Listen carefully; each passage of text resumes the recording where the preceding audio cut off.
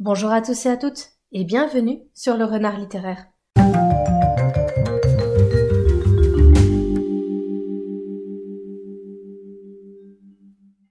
J'espère que vous allez bien, moi je suis ravie de vous retrouver aujourd'hui pour une nouvelle vidéo où j'avais envie de vous proposer 5 livres qui sont réconfortants, qui sont des lectures un petit peu doudou, que ce soit de par leur univers ou de par les thèmes qu'ils abordent. J'avais vraiment envie de vous proposer 5 livres qui permettent de chasser un petit peu la grisaille et l'humidité qu'il fait en ce moment, donc on va commencer tout de suite. Pour débuter cette vidéo, j'avais envie de vous parler d'une trilogie avec un univers réconfortant à souhait, avec de la magie culinaire, des belles histoires d'amitié et beaucoup d'action. Et tout ça, vous pouvez évidemment le retrouver dans la saga Magic Charlie, écrit par Audrey Alouette et publié chez Gallimard. Dans cette histoire, nous allons faire la rencontre de Charlie, un jeune garçon qui a une vie somme toute banale. Son quotidien est partagé entre les cours dans l'école où sa mère est directrice et les mauvais coups réalisés avec l'aide de son ami June. Cependant, Charlie a perdu sa grand-mère il y a de nombreuses années et malgré toutes les recherches qui ont pu être effectuées et les années passant, il n'y a eu aucun signe de vie de celle-ci. Sauf que un jour, sa grand-mère va soudainement réapparaître et elle a beau être en vie, elle ne semble plus être elle-même et surtout, elle est toujours en danger. En effet, un mystérieux personnage cherche encore à lui nuire et afin de sauver sa grand-mère, Charlie va devoir découvrir et apprivoiser un monde qui lui était encore totalement inconnu et par conséquent aussi maîtriser sa magie.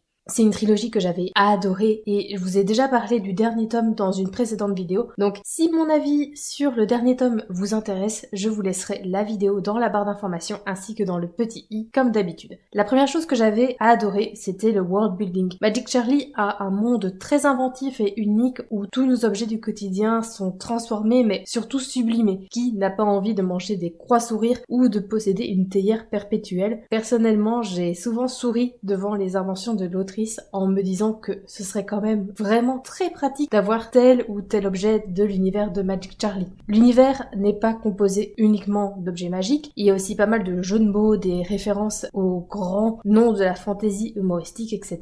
Mais l'ensemble est vraiment cohérent et ne donne pas l'impression d'avoir été mis un peu au hasard pour faire du world building et des références, histoire de faire du world building et des références, que tout ça soit un petit peu dans le vide en fait. C'est un univers qui est très intelligent, très douillet et plein de douceur, malgré le fait que l'histoire s'assombrit au fur et à mesure des tomes, mais pour autant on garde une trace de magie et d'émerveillement qui est toujours bienvenue. Pour vous donner un exemple, on n'a pas cette espèce de transition très brutale entre le tome 3 et 4 de Harry Potter.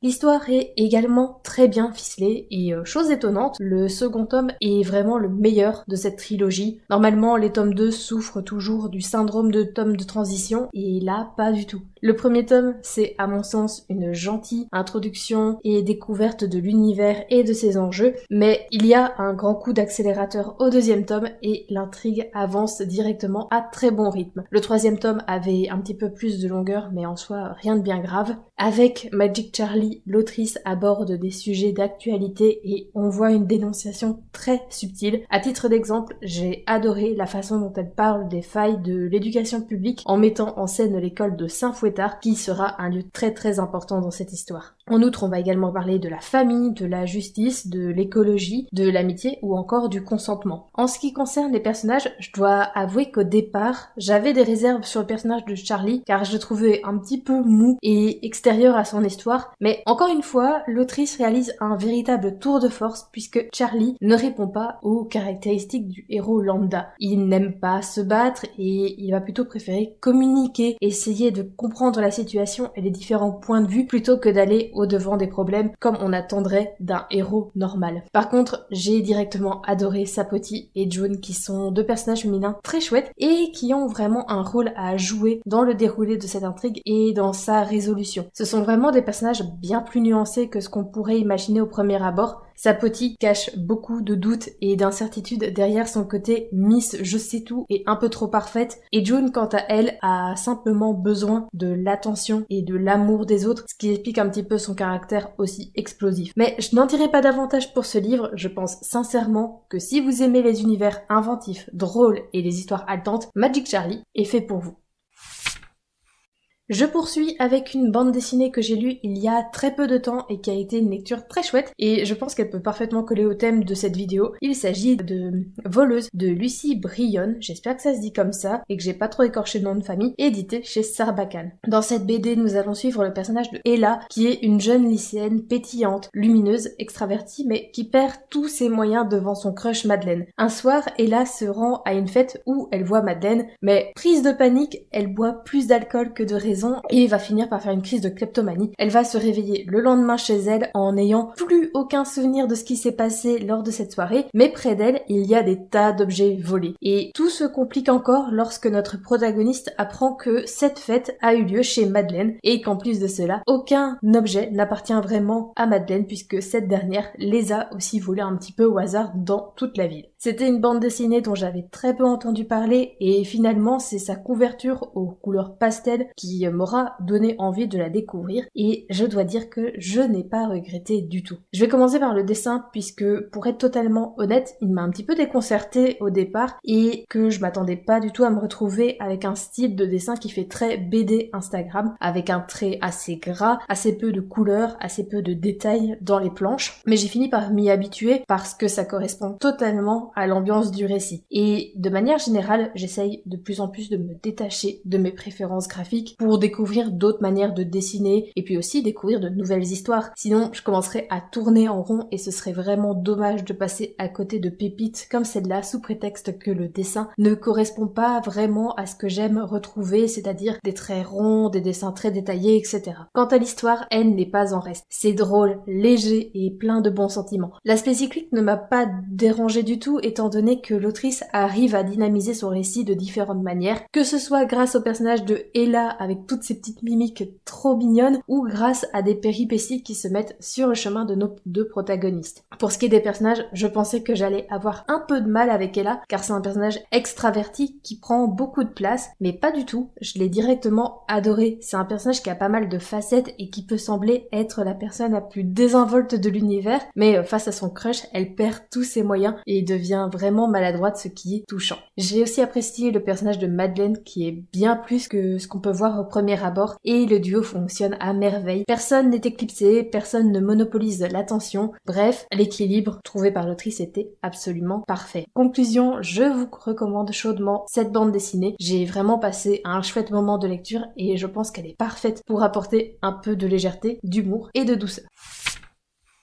Je reste avec un livre publié chez Sarbacane, mais cette fois-ci je pars sur un roman qui s'appelle Dysfonctionnel. C'est écrit par Axel Sandre et publié, comme je l'ai dit, chez Sarbacane. C'est un roman contemporain dans lequel nous allons suivre Fidèle, une jeune fille issue d'une famille nombreuse et d'un milieu populaire, et sa famille est plutôt dysfonctionnelle, entre les allers-retours de son père en prison ou encore sa mère qui souffre de divers troubles psychiatriques. On peut dire qu'elle a grandi dans un environnement assez particulier et instable. Cependant, Fidèle est très intelligente et elle a une mémoire photographique très impressionnante, ce qui lui permet de quitter son milieu modeste pour aller dans une école élitiste dans les beaux quartiers de Paris, et qui sait si dans ces beaux quartiers elle ne trouverait pas plus de choses comme par exemple l'amour.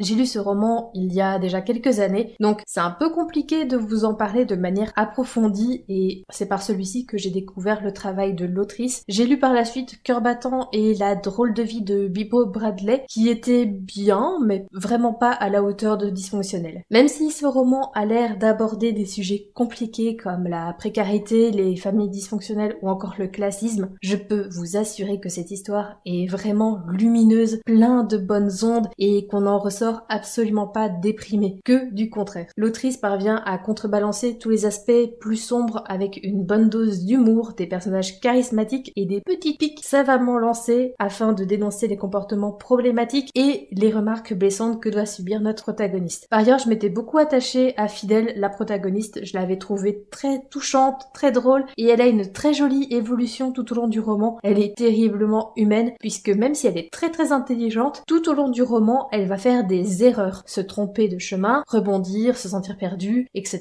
Bref, un personnage humain comme on pourrait en croiser tous les jours dans notre quotidien. J'avais aussi beaucoup aimé la plume de l'autrice, ça se lisait vraiment sans effort, c'était très fluide et elle maniait très bien l'humour. Sincèrement, ne vous arrêtez pas à sa couverture un peu kitsch et ce jaune pétant qui, décidément, c'est une marque de fabrique chez Sarbacane. L'histoire vaut largement le coup et je suis certaine que vous allez passer un beau moment, un moment lumineux et très drôle en compagnie de Fidèle et de sa famille dysfonctionnelle. Comment ne pas parler du discours de Fab Caro à retrouver aux éditions Folio quand on fait une vidéo sur des livres qui font du bien au moral, qui font rire et qui mettent de bonne humeur. Ce court roman humoristique raconte l'histoire de Adrien, un quarantenaire un peu loser qui vient d'être largué par sa petite amie et alors qu'il est à un dîner de famille, son beau-frère lui glisse discrètement que ça lui ferait quand même très plaisir à lui et à sa sœur s'il faisait un petit discours pour leur mariage. Je pense sincèrement que c'est mon livre préféré de Fab Caro. J'avais adoré Broadway et à cause de ce roman, je ne peux plus entendre le mot paddle sans pouffer de rire, mais je pense que le discours va parler à bien plus de personnes, tant au niveau du cadre du roman que par les différents thèmes qui y sont abordés. C'est bien simple, j'ai pleuré de rire de la première à la dernière ligne. J'ai eu des crampes au ventre tellement c'était drôle. Entre les posters dans les toilettes, le chauffage central et le jus d'orange qui permet de résoudre toutes les situations difficiles de la vie, ce livre est truffé de moments hilarants. Il faut évidemment aimer l'humour de Fab Caro, sa façon de rire du quotidien pour mieux dédramatiser et aimer être dans l'esprit d'un loser déprimé à qui décidément rien ne sourit, mais c'était tellement bien fait que ça ne m'a pas posé de problème une seule seconde. Et puis pour rien vous cacher, j'y étais allée pour ça, puisqu'on m'avait conseillé ce roman à maintes reprises lors des différents book clubs et encore une fois, ce conseil était on ne peut plus judicieux. En tout cas, depuis le discours, j'attends toujours de pied ferme les nouveaux livres de Fab Caro. Samouraï m'avait un petit peu déçu malgré un style d'écriture très qualitatif et j'avais mis son tout dernier livre paru, donc Journal d'un scénario, dans ma pile à lire du Pumpkin Autumn Challenge, vidéo que vous retrouverez aussi dans le petit i. Toutefois, j'ai pas encore réussi à me le procurer et je doute de pouvoir le lire d'ici la fin du mois de novembre, ça va être un petit peu compliqué. Bref, je m'égare, mais pour revenir à nos moutons, si vous avez le moral dans les chaussettes et que vous voulez un livre qui vous fera rire, le discours est fait pour vous. Je termine cette petite sélection avec une bande dessinée que j'avais adoré découvrir, qui est Malgré tout de Jordi Lafèbre, à retrouver aux éditions d'Argo. Nous allons suivre l'histoire d'amour à l'envers de deux personnages, Anna et Zeno, qui pour de nombreuses raisons n'ont jamais pu être ensemble et vivre leur histoire d'amour malgré l'attirance et les sentiments qu'ils avaient l'un pour l'autre.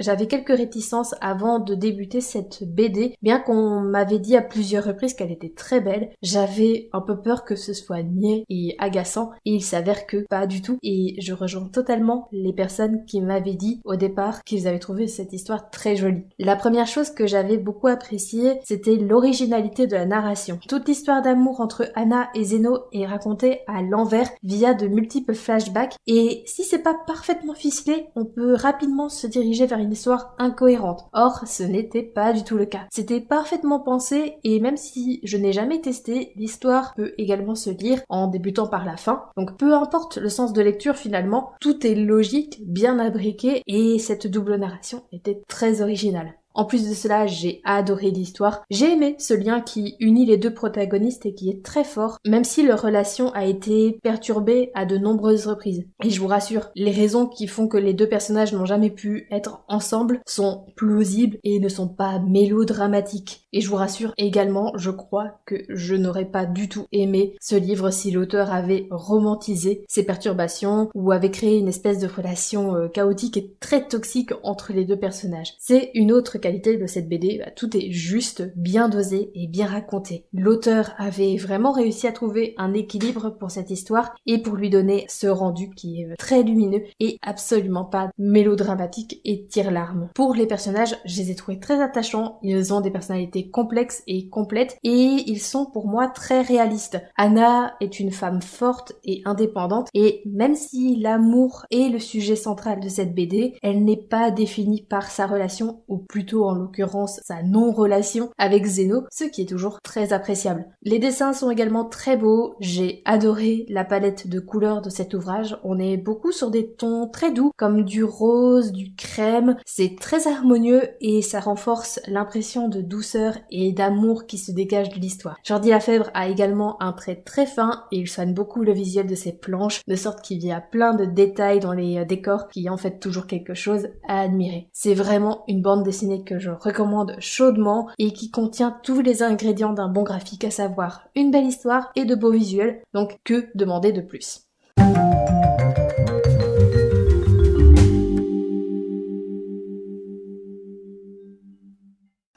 Cette vidéo est désormais terminée et j'espère qu'elle vous a plu. N'hésitez pas à me dire si vous avez lu l'un de ces livres et puis n'hésitez pas également à me donner vos 5 livres qui sont parfaits pour les moments un petit peu plus down où on a le moral dans les chaussettes et qui redonnent tout de suite un petit peu de joie. N'hésitez pas également à liker la vidéo, à vous abonner à la chaîne, ce qui vous permettra d'obtenir une notification dès que je poste une nouvelle vidéo, c'est-à-dire un vendredi sur 2 à 18h30. Et moi, en attendant de vous retrouver dans une prochaine vidéo, je vous souhaite d'excellentes lectures et je vous dis à très bientôt.